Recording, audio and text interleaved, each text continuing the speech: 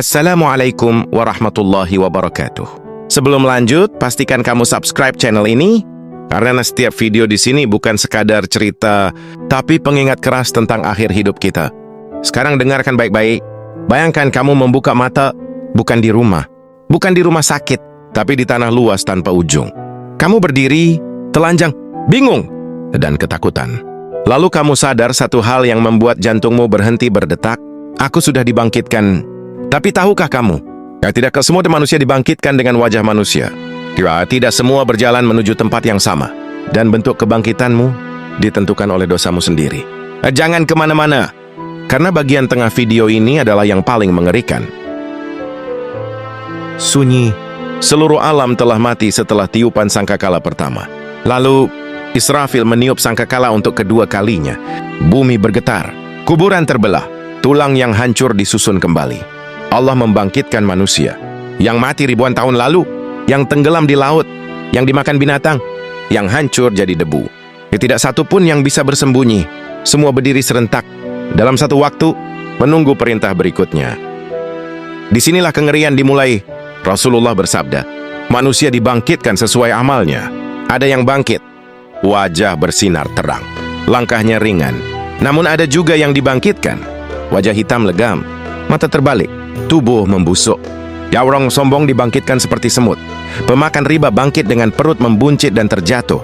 Pendusta bangkit dengan lidah terjulur.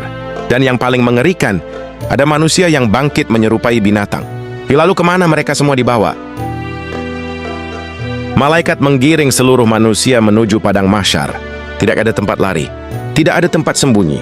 Matahari diturunkan, hanya satu hasta di atas kepala. Keringat manusia menggenang. Ada yang sampai mata kaki, ada yang sampai dada, ada yang tenggelam oleh keringatnya sendiri. Setiap orang sibuk dengan ketakutannya. Ayah lari dari anak, ibu lupa pada bayinya. Sahabat saling menghindar. Semua berkata, "Ya Allah, selamatkan aku." Di tengah panas yang membakar, Aja ada satu tempat aman. naungan arsy Allah. Namun hanya 7 golongan yang mendapatkannya. Pemimpin adil, pemuda taat, hati terikat masjid, orang bersedekah diam-diam. Dan lainnya, pertanyaannya, apakah kita termasuk salah satunya? Atau kita hanya berdiri menunggu azab berikutnya? Catatan amal dibuka. Tidak ada yang tertinggal. Tatapan mata, bisikan hati, dosa yang dianggap sepele. Buku amal dibagikan. Yang menerima dengan tangan kanan tersenyum dan bersyukur. Yang menerima dengan tangan kiri menangis dan berteriak. Andai dulu aku tidak diberi kitab ini. Kulit berbicara, tangan bersaksi, kaki menunjukkan arah dosa. Dan ini belum selesai. Amal ditimbang di mizan. Satu zikir bisa lebih berat dari gunung. Satu kezaliman bisa menjatuhkan ke neraka. Setelah itu, umat Nabi Muhammad menuju telaga Al-Kautsar. Airnya lebih manis dari madu. Namun, sebagian diusir karena merusak agama. Mereka berteriak, "Ya Rasulullah, kami umatmu." Namun dijawab, "Kalian telah mengubah ajaranku." Di atas neraka jahanam terbentang syirat, lebih tipis dari rambut, lebih tajam dari pedang. Ada yang melintas secepat kilat, seperti angin, berjalan, merangkak, dan ada yang terjatuh ke dalam api. Jeritan terdengar, namun perjalanannya harus terus dilalui.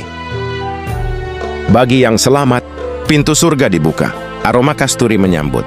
Tidak ada sakit, tidak ada air mata. Namun bagi yang jatuh, pintu neraka ditutup. Api menyala. Penyesalan tidak lagi berguna. Hari kebangkitan bukan dongeng, bukan cerita lama. Ia adalah janji Allah. Pertanyaannya, dengan bentuk apa kita akan dibangkitkan? Masih ada waktu.